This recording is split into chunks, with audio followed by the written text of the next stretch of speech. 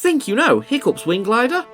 Here are 3 hidden details that you've probably missed. Did you know that the ride's wings will tilt and shift during turns? Just like a dragon would, adjusting for flight. If you look closely at the ride support beams, you'll be able to see carved symbols of different dragon species, all from the different films and shows of How to Train Your Dragon.